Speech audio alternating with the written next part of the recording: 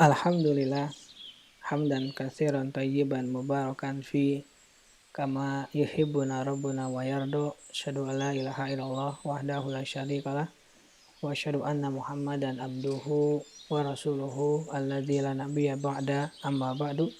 Kita lanjutkan pembacaan Taisir Karimir Rahman fi Tafsir Kalamil Manan yang ditulis oleh Syekh Abdurrahman bin Nasir As-Sa'di. Masuk pada tafsir surat Al-Maidah, surat yang ke-5 ayat yang ke-3. Ayat yang ke-3, A'udzubillahi minasyaitonirrajim. Hurrimat 'alaikumul maitatu waddamu walahmul khinziri wa ma uhilla lighairillahi bih. Wal munkhaniqatu wal muqudatu wal mutaradiyatu wa natihatu wa ma akala sab'u illa ma daqaitum wa ma dubiha 'ala nusubi wa antastaftisu bi wa antastaqsimu bil ajlam. Dzalikum fisq. Al-yawma ya'isal ladzina kafaru min dinikum fala takhshawhum wa akhshawun. Al-yawma akmaltu lakum dinakum wa atmamtu 'alaikum ni'mati wa raditu lakumul Islam madina. Famanidurra fi makhmasatin ghairu mutajanifin lil its fa innallaha ghafurur rahim. Diharamkan bagimu memakan bangkai, darah, daging babi, daging hewan yang disembelih atas nama selain Allah, yang tercekik, yang dipukul, yang jatuh, yang ditanduk, dan yang diterkam binatang buas, kecuali yang sempat kamu menyembelihnya. Dan diharamkan bagimu yang disembelih untuk berhala, dan diharamkan juga mengundi nasib dengan anak panah, itu adalah kefasikan. Pada hari ini, orang-orang kafir telah putus asa untuk menghalalkan agamamu. Sebab itu, janganlah kamu takut kepada mereka, dan takutlah kepadaku. Pada hari ini telah kusempurnakan untukmu agamamu, dan telah kucukupkan kepadamu nikmatku, dan telah kuridhoi Islam itu jadi agama bagimu. Maka barang siapa terpaksa karena kelaparan, tanpa sengaja berbuat dosa, sesungguhnya Allah Maha Pengampun lagi Maha Penyayang. Tafsir ayat yang ketiga. Ayat inilah yang Allah Subhanahu wa ta'ala isyaratkan kepada kita pada firman-Nya, illa ma yutla alaikum, kecuali yang akan dibacakan kepadamu. Ketahuilah bahwa Allah tidak mengharamkan apa yang diharamkan kecuali demi melindungi dan menjaga hamba-hambanya dari mudarat yang ada pada apa-apa yang diharamkan tersebut. Dan terkadang Allah menjelaskan itu dan kadang tidak. Allah memberitakan bahwa Dia mengharamkan al-maitatu, bangkai. Yang dimaksud dengan bangkai adalah hewan yang kehilangan hidupnya tanpa disembelih secara syar'i. Ia haram karena mengandung mudarat, yaitu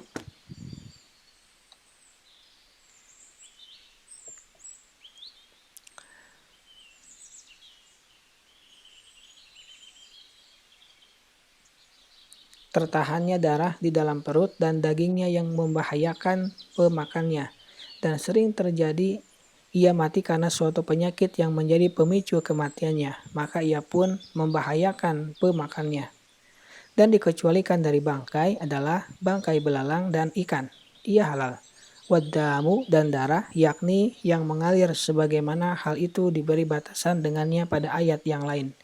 Walahmul khinzir, dan daging babi. Ini mencakup seluruh bagiannya, dan Allah menyebutkannya secara khusus di antara binatang-binatang buas yang buruk. Karena sebagian ahli kitab dari kalangan orang-orang Nasrani mengklaim bahwa Allah menghalalkannya bagi mereka. Maka maknanya kamu jangan tertipu oleh mereka, bagaimanapun ia adalah haram dan termasuk binatang-binatang keji. Wa ma uhilla li ghairillahi bih, daging hewan yang disembelih atas nama selain nama Allah. Maksudnya saat disembelih yang disebut adalah nama selain Allah, baik itu berhala, wali, binatang, dan makhluk-makhluk yang lain. Maka sebagaimana menyebut nama Allah membuat daging sembelihan menjadi baik dan halal, begitu pula menyebut nama selainnya. Hal itu membuat daging menjadi keji, buruk secara maknawi karena ia adalah syirik kepada Allah. Wal munkhaniqatu, yang tercekik, yakni bangkai yang mati karena dicekik dengan tangan atau tali atau kepalanya dimasukkan ke dalam sesuatu yang sempit sehingga dia tidak mampu menariknya, lalu dia mati. Wal mauqudatu, yang dipukul, yakni bangkai yang disebabkan oleh hantaman tongkat, batu, kayu atau karena ia mati tertimpa sesuatu, disengaja atau tidak. Wal mutaraddiyatu, yang jatuh, yakni dari tempat yang tinggi seperti gunung, tembok, atap atau lainnya, lalu ia mati karenanya. Wanati hatu, yang ditanduk, yakni yang ditanduk oleh binatang lain lalu ia mati. Wa ma'akalas sabau, yang diterkam binatang buas seperti serigala, singa, macan atau burung-burung pemangsa, jika ia mati karena diterkam oleh binatang buas, maka ia tidak halal. Illa madakka, itu kecuali yang sempat kamu sembelih. Pengecualian ini kembali kepada apa yang disebutkan sebelumnya, yaitu yang tercekik, yang dipukul, yang terjatuh, yang ditanduk, dan yang diterkam binatang buas. Jika ia disembelih di mana ia masih memiliki hidup yang stabil agar sembelihan terrealisasikan padanya. Itulah sebabnya para ulama fikih berkata, seandainya binatang buas mengeluarkan isi perut binatang atau memutuskan jalan nafasnya, maka masih hidupnya binatang tersebut sama saja seperti mati karena penyembelihan tidaklah berguna terhadapnya. Dan sebagian ada yang beranggapan bahwa yang penting masih ada hidupnya, sehingga jika ia disembelih sementara ia masih memiliki kehidupan, maka ia halal meski ususnya terburai keluar, dan ini adalah yang zahir dari ayat.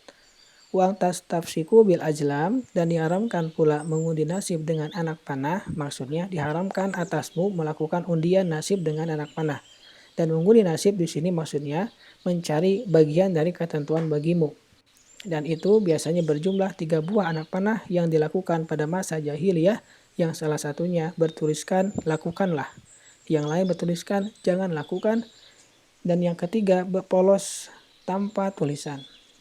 Jika salah seorang dari mereka hendak bepergian atau menikah atau selainnya, maka dia memutar anak panah yang beratnya berimbang itu. Kemudian dia mencabut salah satunya. Jika yang keluar adalah yang tertulis lakukan, maka dia melaksanakan. Jika yang keluar adalah yang tertulis jangan lakukan, maka dia tidak melakukan dan tidak pula melaksanakan niatnya.